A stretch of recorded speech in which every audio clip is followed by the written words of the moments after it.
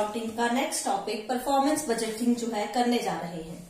Performance budgeting का क्या मतलब होता है कि एक ऐसा बजट जो कि फंक्शंस, एक्टिविटीज या प्रोजेक्ट पे जो है डिपेंड करता हो।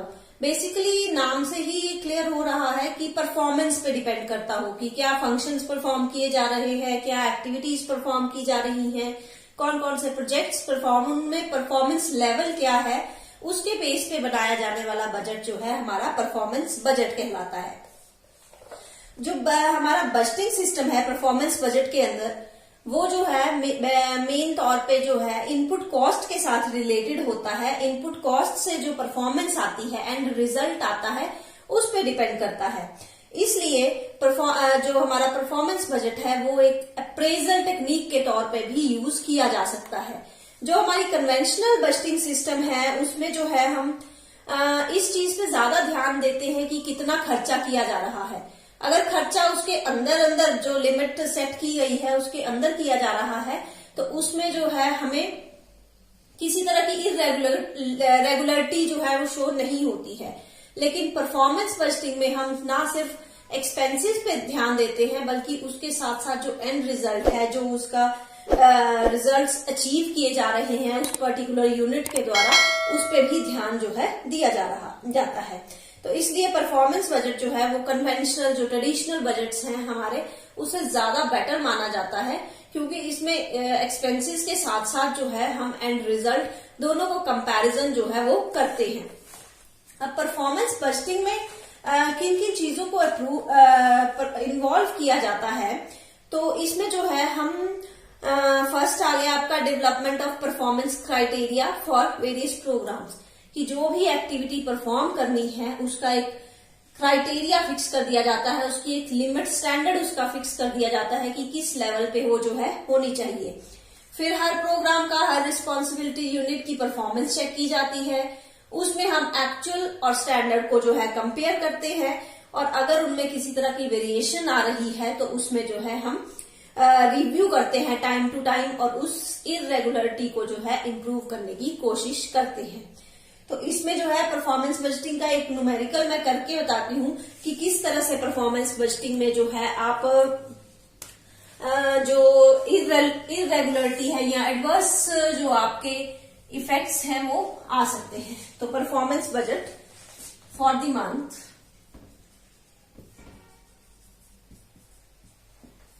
ऑफ, जो भी मंथ के लिए बोला गया होगा उस मंथ का परफॉर्मेंस बजट बनाने के लिए यहाँ पे बोला गया है और डाटा आपको दिया गया है कि एक कंपनी जो है 5000 यूनिट्स बेचने का जो है प्लान बनाती है, जिससे जो है हर मंथ 5000 यूनिट बेचने का प्लान बन रहा है और पर यूनिट जो सेलिंग प्राइस आपकी होगी वो 10 रुपए पर यूनिट होगी।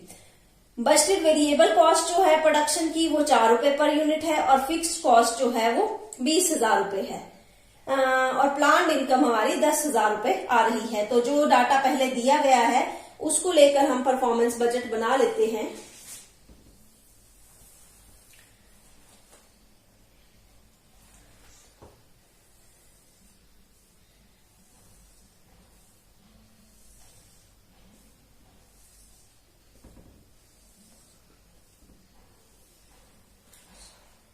यहाँ पे आपके बजटेड जो यूनिट्स सेल्स करने हैं वो आएंगे, बजटेड अमाउंट पर यूनिट,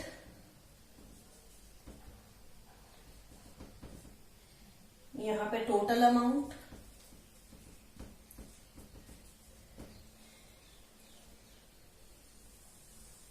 तो जो पहले फिगर दी गई है हमें वो लिख लेते हैं हम सेल्स की।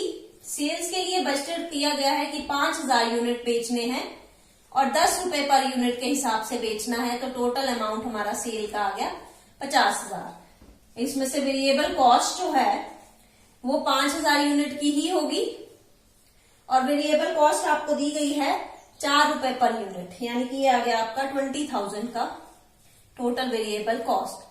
जब वेरिएबल कॉस्ट माइनस करते हैं सेलिंग प्राइस में से तो वो आपका आता है कंट्रीब्यूशन।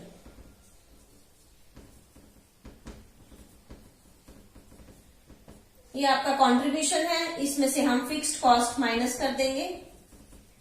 फिक्स्ड कॉस्ट आपको दी गई है 20,000 की, ये पर यूनिट नहीं होती है, टोटल ही फिक्स्ड कॉस्ट आती है, तो आपका जो प्रॉफिट आ गया, एस्टिमेटेड प्रॉफिट जो है, जो कि क्वेश्चन में भी दिया गया है, वो 10,000 का प्रॉफिट जो है हमें एस्टिमेट लगा के, एस्टिमेटेड इनकम जो दी गई है वो 10,000 की दी गई है।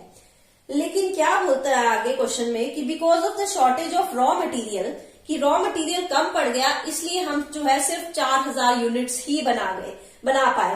तो ये बजट जो एक्चुअल में हम कर पाए, ये आपका एक तरह से स्टैंडर्ड था। अब हम इसी बजट पे एक्चुअल जो है अमाउंट भरेंगे। सिर्फ 4,000 यूनिट ही हम बना पाए तो वही सेल होगी।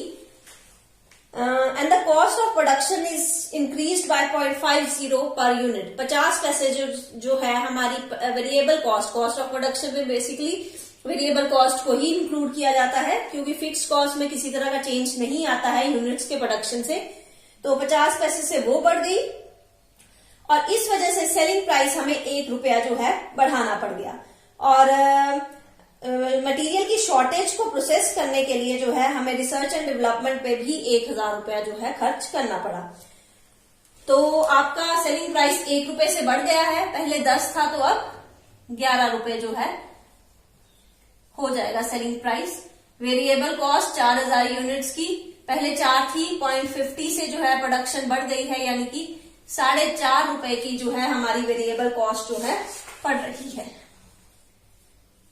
18,000 की टोटल वेरिएबल कॉस्ट, इसको लेस करेंगे तो हमारा कंट्रीब्यूशन आ जाएगा 6 रुपए 50 पैसे और 26,000 रुपए का जो है टोटल कंट्रीब्यूशन आ गया। अब फिक्स्ड कॉस्ट इसमें से लेस करनी है।